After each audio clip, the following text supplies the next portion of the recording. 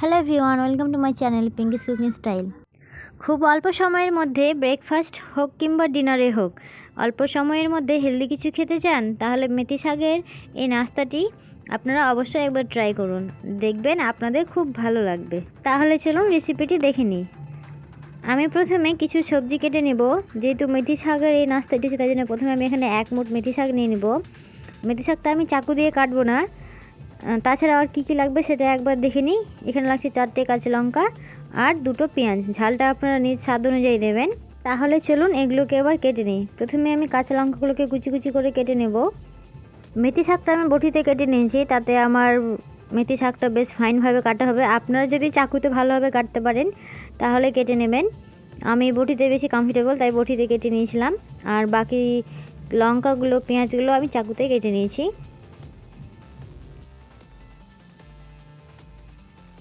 তাহলে দেখুন এদিকে আমার লঙ্কাগুলো কাটা হয়ে গেছে। এরপর আমি পেঁয়াজগুলোকে কেটে নেব।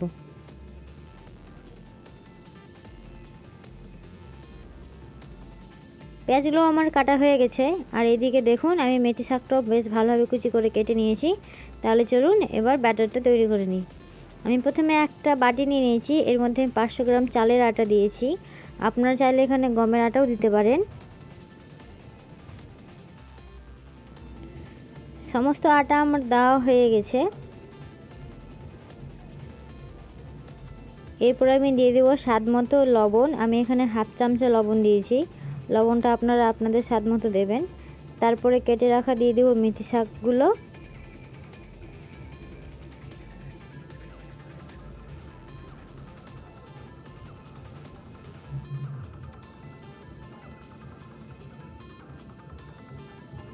আর দিয়ে দেবো কেটে রাখা কাঁচা লঙ্কাগুলো। আর দিয়ে দেবো পেঁয়াজ কুচুগুলো।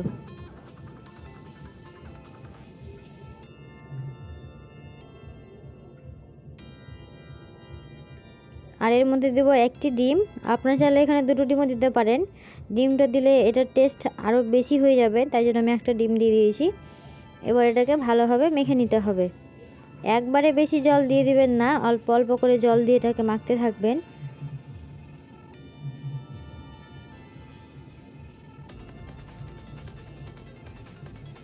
দেখতেই পাচ্ছেন আমি কিন্তু একবারে জল দিয়ে দিইনি বেশি করে।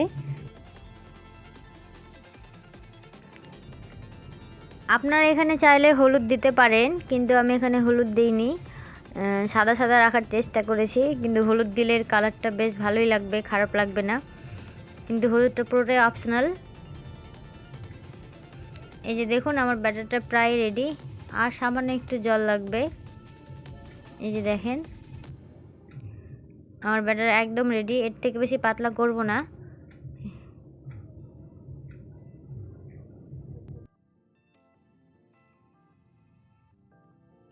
তাহলে চলুন এবার নাস্তাগুলো ভেজে নিই।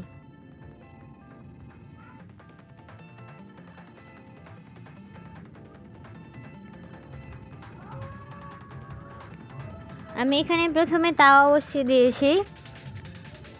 এটা লোহার তাওয়া, আপনারা চাইলে কড়াইতেও করতে পারেন। এটাতে সামান্য একটু পরিমাণে তেল দেব। আর প্রথমে এটাকে ভালোভাবে গরম করে দেব। তারপরে এর ফ্লেমটাকে মিডিয়াম টু লোয়ের মাঝে রাখবো। আমি এখানে একটা ডাব্বু হাতা ব্যবহার করেছি। 2 হাতা ব্যাটার দিলাম, আর এই ডাব্বুটার সাহায্যেই ছড়িয়ে নিব, অনেকটা ধোসার মতো। বেশ ভালোভাবে চারিদিকে ছড়িয়ে নেবেন। এটা খুব বেশি মোটা হবে না, কিন্তু খুব বেশি পাতলাও হবে না।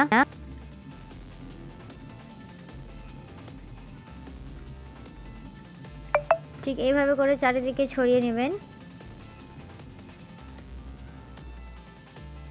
ব্যাটারটা চারিদিকে ছড়ানো হয়ে গেলে মিডিয়াম টু লো ফ্লেমে 2 মিনিট এই পাশটা প্রথমে ভালোভাবে সেঁকে নেব।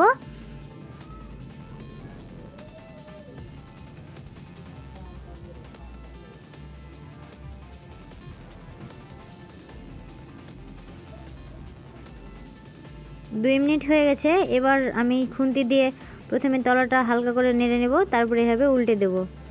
এবার এই পিঠেও 2 মিনিট আমি এটাকে সেঁকে নেব।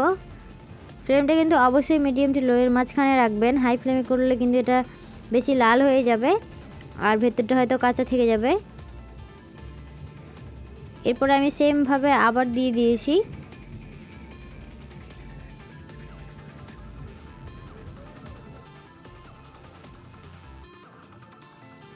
এইভাবে একে একে আমি সমস্ত রুটিগুলো ভেজে নেব।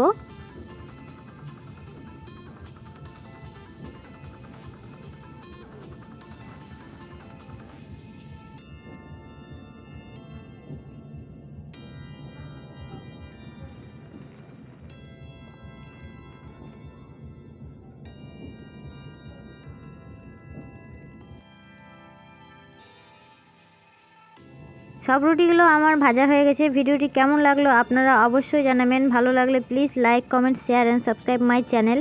পাশের বেল আইকনটি অবশ্যই প্রেস করবেন, এতে পরের ভিডিও নোটিফিকেশন আপনারা পেয়ে যাবেন। আজকের মতো এখানেই শেষ, ফিরে আসছি পরের ভিডিও নিয়ে।